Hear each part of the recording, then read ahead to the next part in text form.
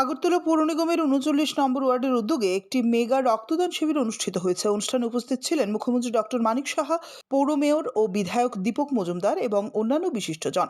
শিবিরে এলাকার সাধারণ মানুষ এবং স্বেচ্ছাসেবীরা অংশগ্রহণ করেন। অনুষ্ঠানে অতিথিরা রক্তদানের গুরুত্ব এবং স্বাস্থ্য সচেতনতার বিষয় তুলে ধরে।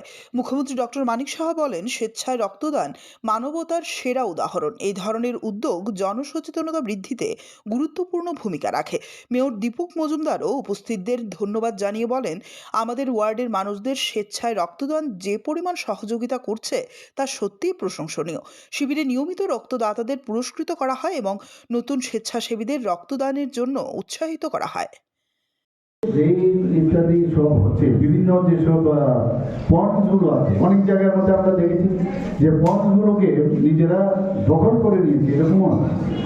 তো সেগুলো আমি বলেছি, অনেকে বলছে যে না এগুলো তো আমাদের মনে হচ্ছে অধিকার, সেগুলোকে পুনরুদ্ধার করা হচ্ছে। এরকম আগরতলা শহরের যতগুলো জায়গা বেশিরভাগ আমার কেন্দ্রের মধ্যে আছে এবং এত সুন্দর ওই জায়গা হাঁটা চলার জন্য ব্যবস্থা করা হচ্ছে। বিভিন্ন যে পুকুরগুলো আছে এত সুন্দর জায়গা, এবং যারা মানুষ কি করে যখন যেভাবে থাকে ভাবে এইভাবেই থাকি, এর বেশি দরকার নেই, বাবা আমার ভালো আছে।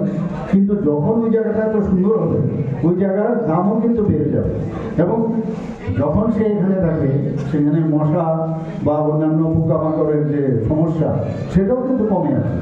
তো এই যে সুন্দর জায়গা, আমরা একটা নিউ ত্রিপুরা, আমরা যেটা বলছি new Agartala, new municipality, new India মাননীয় প্রধানমন্ত্রী বলছেন, সেইভাবে কিন্তু আমরা কাজ করছি। সমস্ত দিকে আমরা চেষ্টা করছি ইনফ্রাস্ট্রাকচার ডেভেলপমেন্টের জন্য। ব্যুরো রিপোর্ট, অবিরাম 24x7।